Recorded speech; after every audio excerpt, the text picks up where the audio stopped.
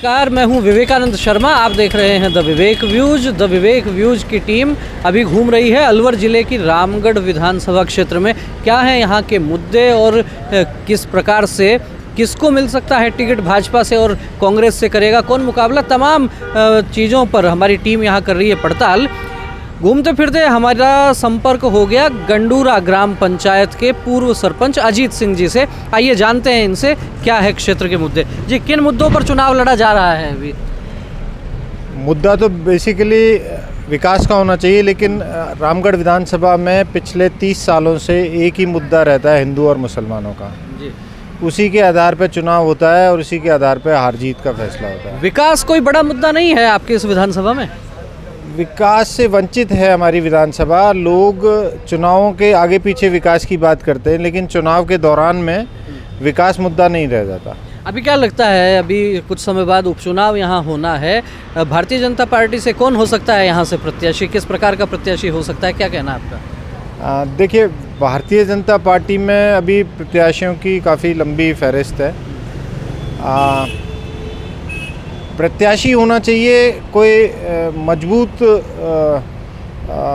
Character का आदमी। I mean कि वहाँ पे जिस तरीके का माहौल है, वहाँ पे एक समर्थक को एक ऐसा व्यक्तित्व चाहिए जो उसका ज़रूरत पड़ने पे सपोर्ट कर सके।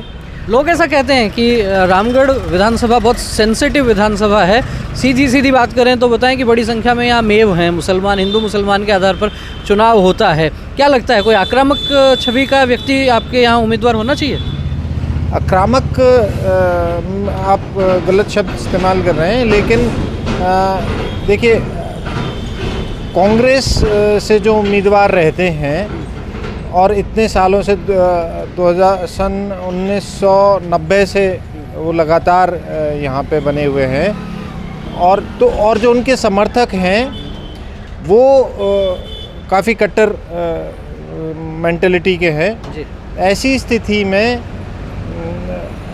वो कभी भी सही और गलत की तरफ नहीं देखते हैं। जैसे कि अभी मैं लास्ट साफिया जी के कार्यकाल की बात करूं, उन्होंने फुल मनमर्जी अपना, मतलब जो इच्छा एजेंडा चलाया अपना, मनमर्जी एजेंडा चलाया, कार्यकर्ता से लेके उन्होंने, लेकिन वही उनके समर्थक और वोटर कभी भी उस चीज़ को नहीं देखते हैं।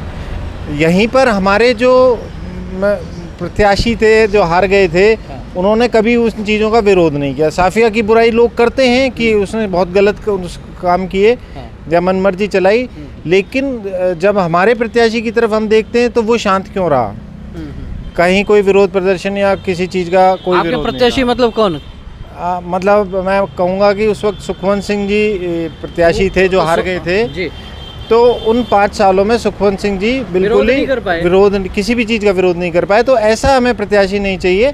हमें चाहिए कि हार या जीत तो ऊपर वाले के हाथ है, लेकिन वो पब्लिक के साथ, पब्लिक की किसी भी गलत उस पर आवाज़ उठा सके। आपका कहना है कि सही गलत की जो आवाज़ है वो उठा सके, ऐसा कैंडिडेट चाहिए। कौन लगता है, कोई 2-3-4 नाम ऐसे बता सकते हैं क्षेत्र में जो सक्रिय हैं और जो इस प्रकार से आपकी जन भावनाओं को ठीक प्रकार से रख सकें? ऐसे कोई 3-4 नाम जो आपको लगता हो कि इनमें से कोई कैंडिडेट होना चाहिए भाजपा का।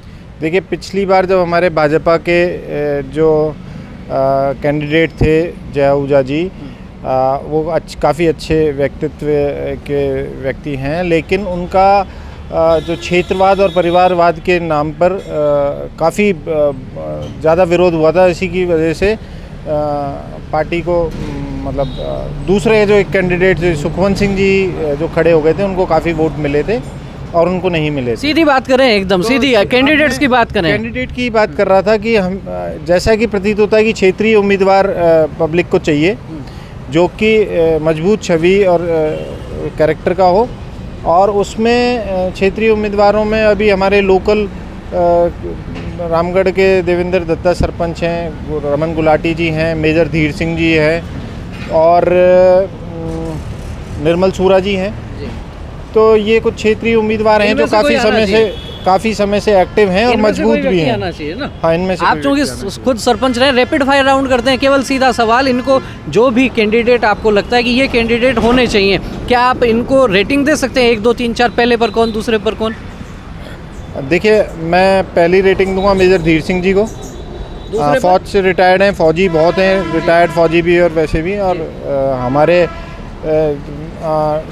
कठूमर विधानसभा, लक्ष्मणगढ़ विधानसभा, अलवर ग्रामीण विधानसभा, ये रिजर्व सीटें जो कि जाट बहुल्य है। जी। यहाँ पे कभी भी बीजेपी का मैं जाट प्रतिनिधित्व नहीं रहा, जिसकी पहले नंबर पर धीर सिंह जी को रखेंगे, दूसरे पर किसको रखना चाहेंगे? दूसरे पे मैं रमन गुलाटी जी को रखना चाहूँगा। वो जिले के हिंदूवादी चेहरा है। हिंदूवादी चेहरा हैं, आरएसएस के कार्यकर्ता हैं। तीसरे पर किसको रखना चाहेंगे?